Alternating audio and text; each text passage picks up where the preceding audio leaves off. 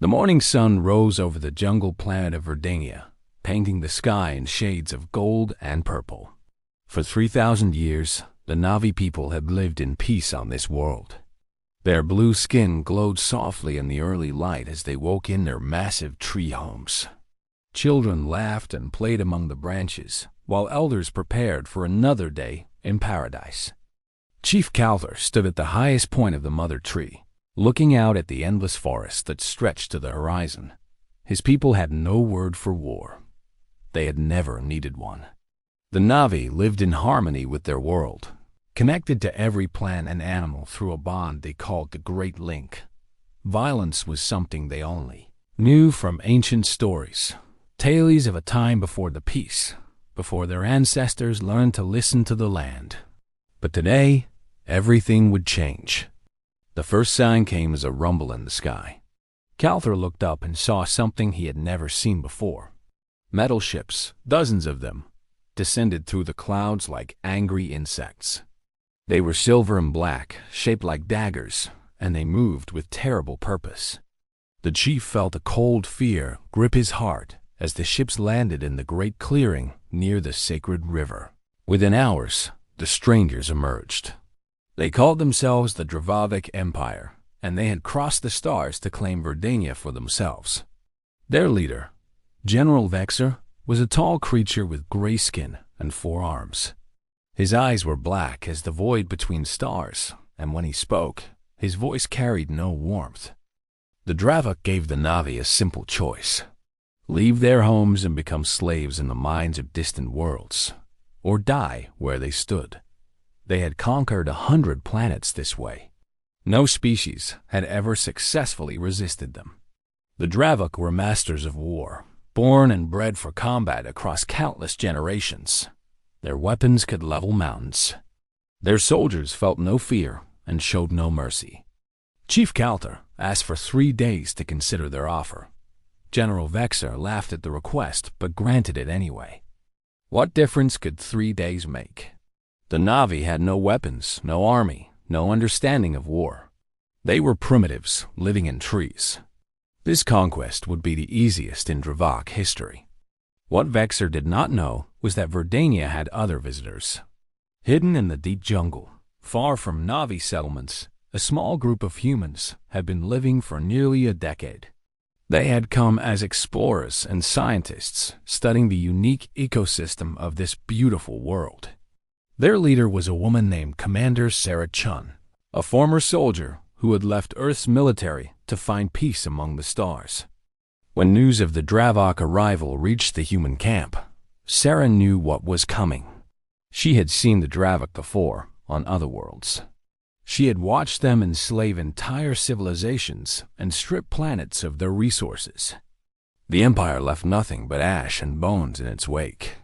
The Na'vi, with all their spiritual wisdom and connection to nature, would be helpless against such enemies. Sarah gathered her team of 12 humans and made a decision that would change the fate of Verdania forever.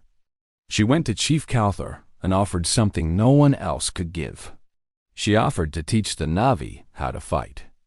At first, the elders were horrified. War went against everything they believed. The Great Link taught them that all life was sacred, that violence only bred more violence. But Sarah showed them recordings from other worlds, images of the Dravok's conquest. She showed them children being taken from their parents, forests burned to the ground, entire species erased from existence.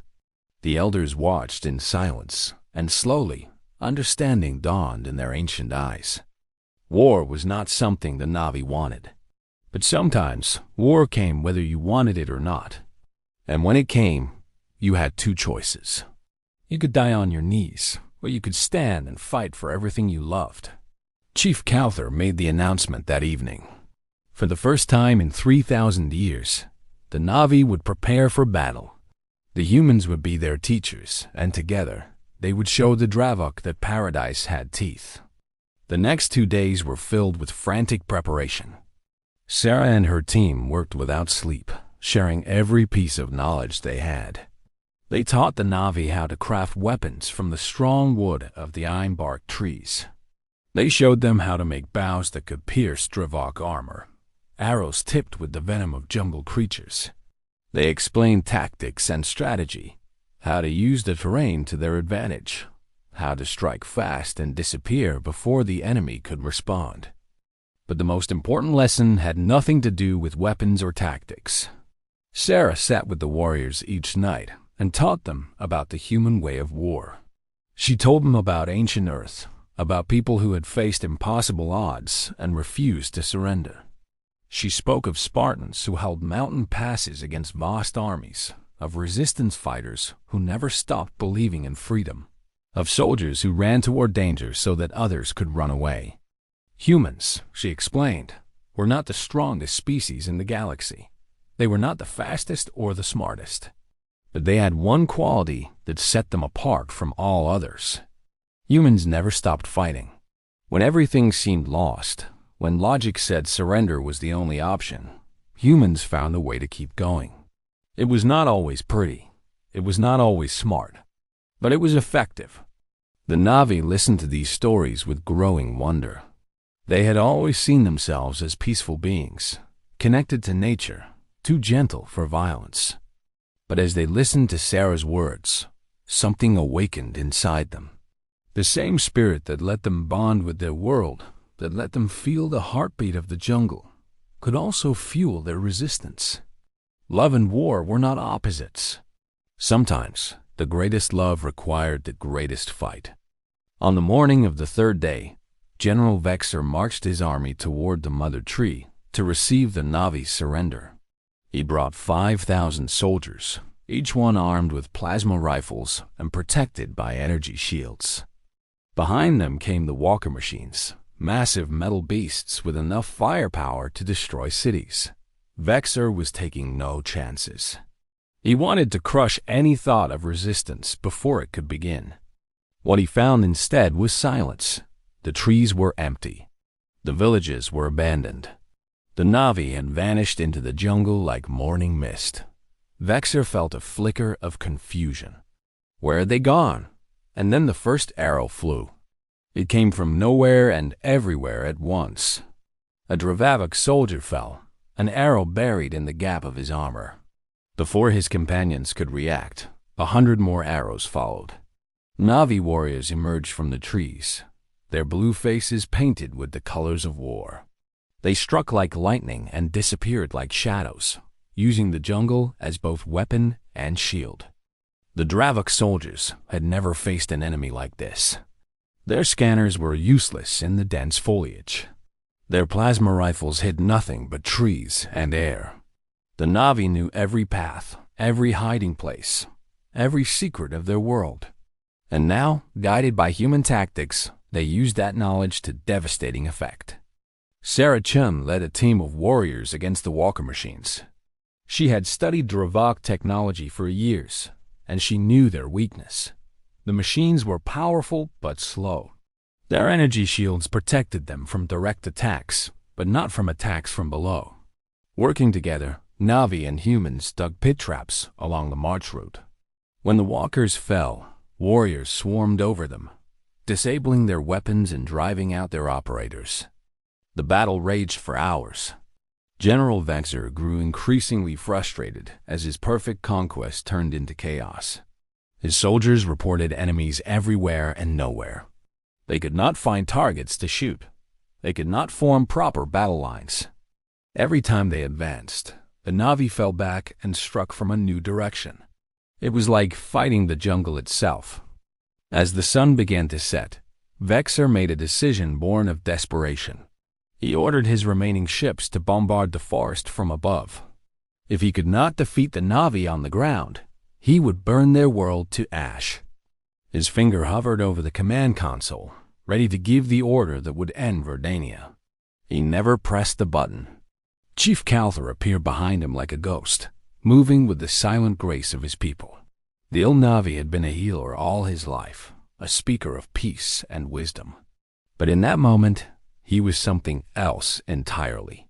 He was a warrior, painted for war, carrying a blade made from the heartwood of the mother tree. Before Vexer could react, the blade found its mark. The general fell, and with him fell the Dravok invasion of Verdania. News of the defeat spread quickly. The mighty Dravivok Empire, conquerors of 100 worlds, had been beaten by primitives with bows and arrows. Other subjugated planets heard the story and began to wonder. If the Na'vi could resist, maybe they could too. Within months, rebellions broke out across Dravuk territory. The empire that had seemed invincible began to crumble from within. On Verdania, life slowly returned to normal. The Na'vi buried their dead with honor and mourned those they had lost. War had changed them in ways they were still learning to understand. They could never go back to the innocent people they had been before, but perhaps that was not entirely a bad thing. They had learned that peace was not simply the absence of conflict. True peace had to be protected, defended, earned through sacrifice. The humans stayed on Verdania, no longer hiding in the deep jungle. They built a proper settlement near the Mother Tree, living alongside the Na'vi as friends and allies. Sarah Chun became something of a legend among the blue-skinned people, the woman who had taught them to fight without losing their souls. She often said that she had learned more from them than they had learned from her. Years later, visitors from other worlds would come to Verdania, seeking the wisdom of the Na'vi. They would find a people who still lived in harmony with their planet, still practiced the ways of the Great Link, still taught their children that life was sacred. But they would also find warriors, proud and strong, their faces painted with the colors of their ancestors. The Na'vi had not changed what they were. They had simply discovered what they had always been capable of becoming. Paradise had found its teeth, and it had learned to bite. And somewhere in the stars, the story continued to spread. Humans and Na'vi standing together against impossible odds. It gave hope to the hopeless and courage to the afraid.